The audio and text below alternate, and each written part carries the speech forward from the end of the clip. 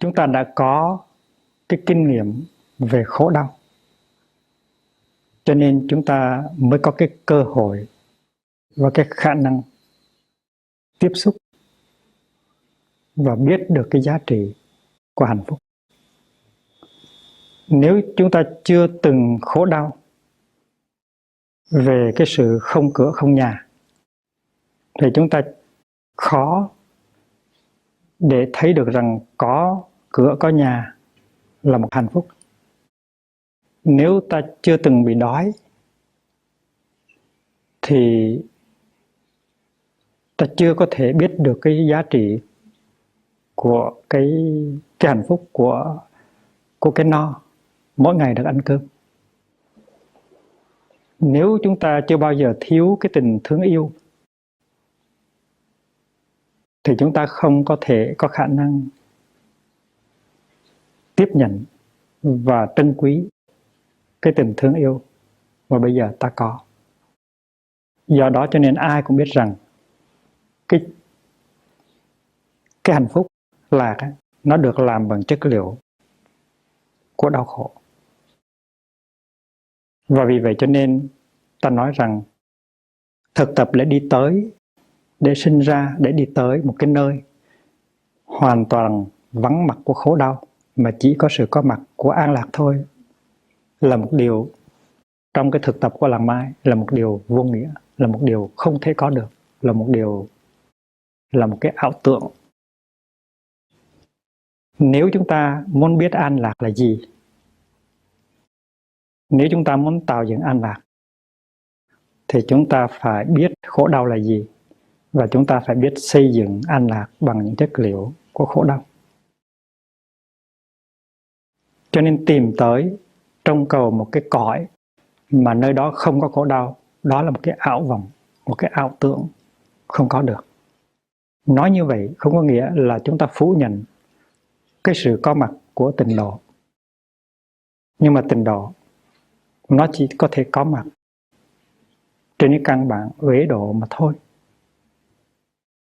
Có một cái chùa ở Hương Cảng, ở đảo Lan Tao, nó tên là chùa Bảo Liên Thiền Tử, bây giờ nó lớn. Ở trước cổng chùa người ta có đề một bài kệ 4 câu. 2 câu đầu là hữu độ tức phi tịnh.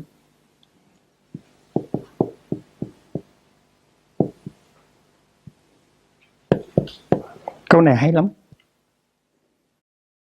Hữu độ tức phi tịnh là nếu nói rằng có một cái cõi đó, có một cõi đất đó đã gọi là một cõi rồi đó, một cái xứ rồi đó, thì tức là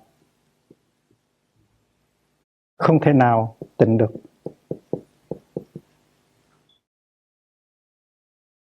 Hễ có một cái cõi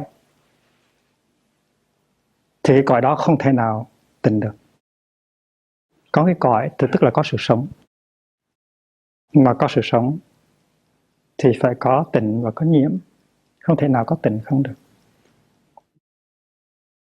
Nếu chúng ta nấu ăn thì thế nào chúng ta cũng có vỏ cà rốt, vỏ cà chua. Và để lâu ngày thế nào nó cũng hôi lên, thì làm sao gọi là tịnh được. Và khi mà chúng ta ăn cơm vào thì 24 giờ đồng hồ sau chúng ta phải đi cầu. Nó không thể nào tịnh được. Thế nào cũng có những cái bất tịnh. Hễ không có độ thì thôi. Hễ có độ tức là có bất tịnh. Vì vậy cho nên gọi là hữu độ tức phi tịnh. Đã có cõi nước ra rồi thì làm sao mình nói là nó tịnh hoàn toàn được. Cái khổ cái lạc cũng vậy. Cái khổ cái lạc vậy nó tương tức với nhau. Ở trong khổ nó có mầm mống của an lạc. Tại vì nhờ biết khổ mà ta xây dựng được an lạc. Và trong mầm mống an lạc nó có cái sự khổ cũng như rác và hoa. Như rác và hoa. Vậy thì thái độ của chúng ta rất là rõ ràng. Chúng ta không có ruồng bỏ cái thế giới này để mong ước đi tìm một cái thế giới khác. Một cái thế giới mà trong đó vắng mặt hoàn toàn sự khổ đau mà thuần túy chỉ có an lạc. Cái thấy đó nó được dựa trên cái tuệ giác của Đức Thế Tôn. Cái tuệ giác gọi là duyên khởi. Có cái gì mà không theo luật duyên khởi đâu. Làm thế nào mà bên trái có mặt nếu bên phải không có mặt? Nếu làm thế nào để bên phải có mặt mà không cần có bên trái? Phải là phải có trái, trái là phải có mặt, trên là phải có dưới, dưới phải có trên. Làm thế nào mà chỉ có lạc mà không có khổ? Vậy thì đi tìm một cái cõi, dầu cõi đó gọi là cực lạc thế giới hoặc là niết bàn, nó tách rời ra cái cõi mà chúng ta đang dẫm chân đây, là cái chuyện, là một cái ảo tưởng. Mà cái sự thực tập của làng Mai nó căn cứ trên cái tuệ giác đó. Mà tuệ giác đó là tuệ giác của Bụt, tuệ giác tương tức, tuệ giác duyên sinh. Cái này có cho nên cái kia mới có. Không có cái khổ thì không thể nào có cái lạc. Và vì vậy cho nên bỏ khổ tức là bỏ lạc. Vì vậy cho nên chúng ta có cái bài hát là đây là tịnh độ, tịnh độ là đây. Đó là một cái lời tuyên bố. Không những đó là lời tuyên bố mà còn là lời sự thực tập nữa. Tại vì nó tịnh hay là nó bất tịnh, cái đó nó tùy thuộc rất nhiều ở cái tuệ giác của chúng ta, ở cái tâm của chúng ta. Tâm của chúng ta càng tịnh thì cái cõi của chúng ta càng tịnh. Tâm ta càng nhiễm thì cõi chúng ta càng nhiễm. Chúng ta hãy đem ra một cái ví dụ rất là đơn giản. Giả dụ có 1.000 người khắp nơi trên thế giới, họ tụ họp về một chỗ. Giả sử cái 1.000 người đó, trong mỗi người nó có những cái giận hờn, những cái thất vọng, những cái ganh tị, những cái nhỏ nhen.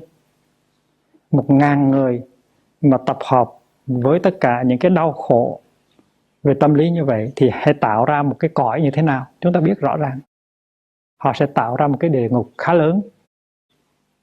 Tại vì 2 người có đau khổ, có tham lam, giận hờn, si mê hợp lại với nhau dưới một mái nhà đã tạo ra địa ngục rồi, huống hồ 1.000 người. Thì chúng ta biết rõ ràng là cái địa ngục hay cái thiên đường là nó được tạo ra bởi cái tâm của chúng ta. Cái tâm chúng ta có chất liệu của địa ngục nhiều thì khi tới với nhau chúng ta tạo ra địa ngục. Cái tâm của chúng ta có tịnh độ nhiều thì khi hợp lại với nhau chúng ta tạo ra tịnh độ. Tại làng Mai mỗi khóa mùa thu hay là mùa xuân chúng ta có 500, 600 người tới tu học. Và có khi chúng ta có cảm tưởng rằng 500-600 người quy tụ tại một chỗ mà rất là thanh tịnh. Người nào cũng bước những bước chân nhẹ nhàng, thảnh thơi. Người nào cũng biết theo dõi hơi thở. Và có nhiều người ngạc nhiên đi tới. Có cảm tưởng là đây không có người, nhưng kỳ thực người rất là đông. Và người nào cũng cảm nhận thấy ít nhiều cái sự an lạc, cái sự thảnh thơi. Tại vì những người tới là những người đã có tu và muốn tu nhiều hơn nữa.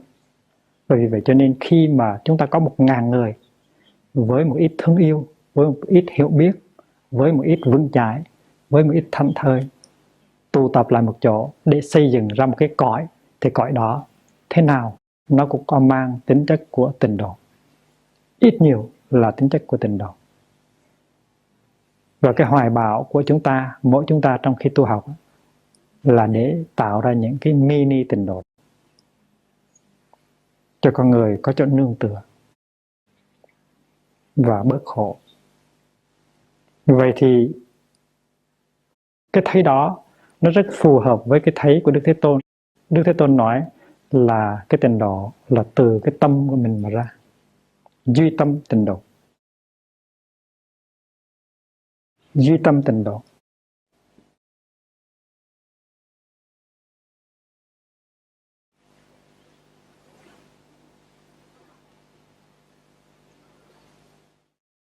Cái khuynh hướng của con người thường thường là chán ghét đau khổ.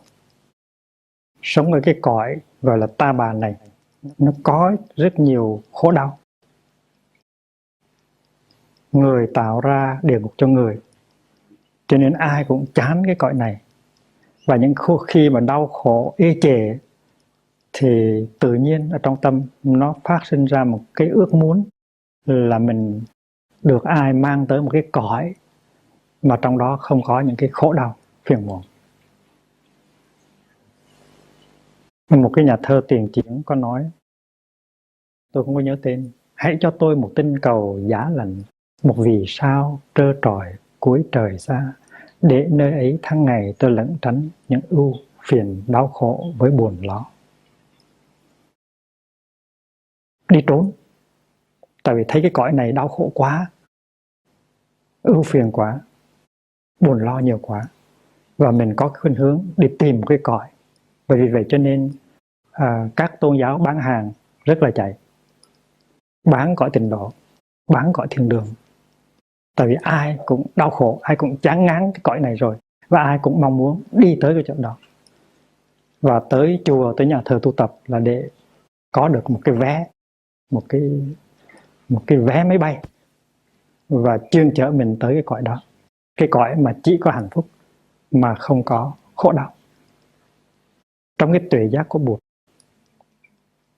khổ đau nó làm ra hạnh phúc. Nếu anh buông bỏ khổ đau thì đồng thời anh buông bỏ hạnh phúc. Cho nên hãy ngồi yên nơi chỗ đó. Và chính ngay trong cõi khổ đau đó mà mình tạo dựng ra được cái hạnh phúc. Chỉ nguyện biến khổ tát vơi, xây miền cực lạc ở nơi ta bà.